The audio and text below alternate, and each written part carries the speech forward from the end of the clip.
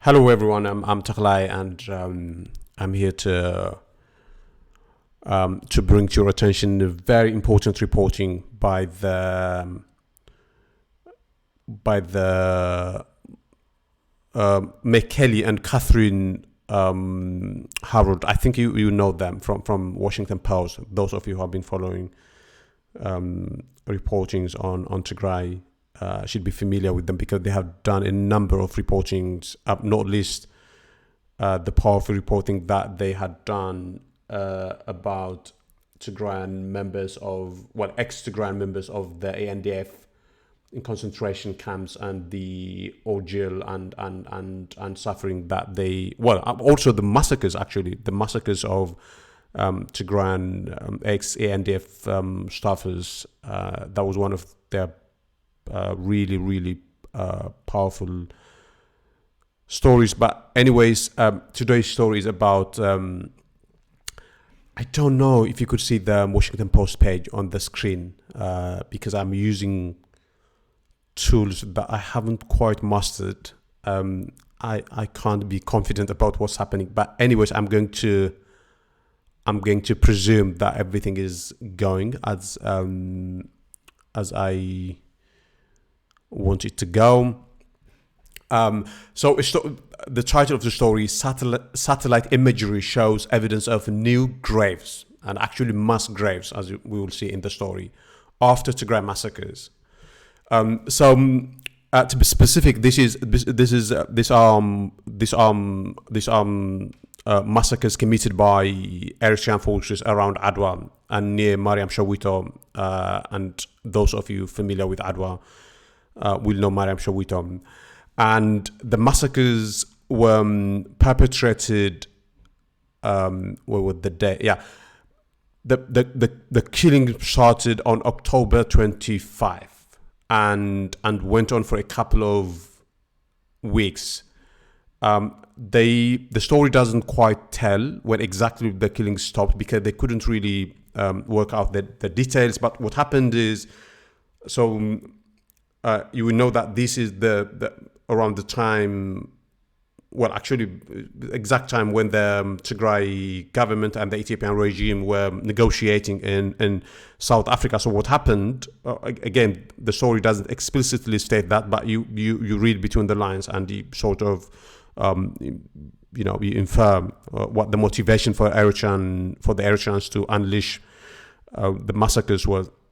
This was the time when they were negotiating, and the Eritreans suspected that an agreement was forthcoming, and they thought that was their last opportunity to unleash one more round of cruelty, and that's what happened. So the story, and actually you should read it, but I'm going to give you the broad outlines. Around 300 people were massacred from October 25 to we don't know the exact date, but until a couple of weeks later. So what happened? The villagers who were able to run away, the young people apparently did run away from the scene, and they killed in cold blood those who can't run away. And because there was nobody to bury them, the bodies stayed there for weeks until the people who had run away returned to their villages. And they returned to their villages after the Eritrean forces had left the scene. And they left the scene after the Tigray and the Ethiopian forces had indeed agreed in Pretoria. As you could see here, more than 50 people were killed near the Mariam Shawito church. And those of you familiar with Adwa would know, or actually helpfully, so this is Mariam Shawito, and this is Mariam Shawito church, where one of the mass graves is located now, where around 50 people have been buried. But there are other mass graves in other places as well. In, for instance, Abdel Libanus church, there is where 150 people have been buried. So this is the village that the Eritrean forces targeted, and this is where they committed, or they killed about, again, this is roughly, it could well be that it's more than that. The number of people massacred is more than 300, but 300 is those the Washington Post has been able to ascertain, and you would know how difficult it is to ascertain stories.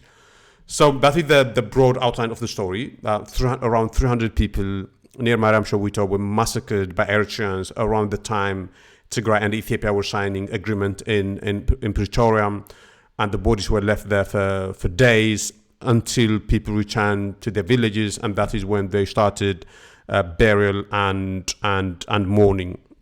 And what method did the Washington Post reporters use? Well, they use satellite imagery, as you saw on the title, but also they rely heavily actually on satellite imagery experts. So the story is so definitive. There is no question about credibility or anything of that sort. And also they rely on survivor witnesses. They have, I don't know how actually, they don't quite make it clear, but they have managed to send a reporter to the scene. And I don't know if the film plays, but this is a mass grave in Mariam Shawito. So this is video captured months after Tigray massacres, shows an expanded graveyard at the Mariam Shawito church, where witnesses say more than 50 were killed or buried, I would say. And then, they do analysis of the satellite imagery and all that. But that is the broad outline of the story. Around 300 people were massacred by Eritrean forces, and that would apparently their goodbye gift to Tigray, because the Eritreans knew that they would have to leave Tigray, because if Ethiopia and Tigray signed an agreement, that they knew that would spell an end to their time in Tigray. Although we now know that Eritreans and Eritrean forces continue to occupy huge parts of Tigray. But then it's obvious that they thought that was their last opportunity, and they didn't waste it. They exacted cruelty with abandon. So I thought I would share the story with you, so that you would spread it around. I think it's very important that we try to spread it around, because it's a reporting that would have taken a lot of work and time for the Washington Post reporters, and as a way of thank you, I think it's only right that we spread it around. And also, who knows, maybe it might serve as an input to the UN investigative body. I think it's maybe too little, too late. I think their mandate ends in September, so maybe they're not in a position to take new input. But I think we should try as well, because this is very important, because it shows the method that Eritreans have used throughout Tigray to exact atrocities. So this is everything that they have done in microcosm, in terms of showing the methods and the cruelty and all that. And so yes, I thought I would I would bring it to your attention, as I said in my introduction, and I will hope that you're going to do the same to your friends and to your followers on Twitter and stuff. And thank you for staying with me, and until I see you next time, bye bye.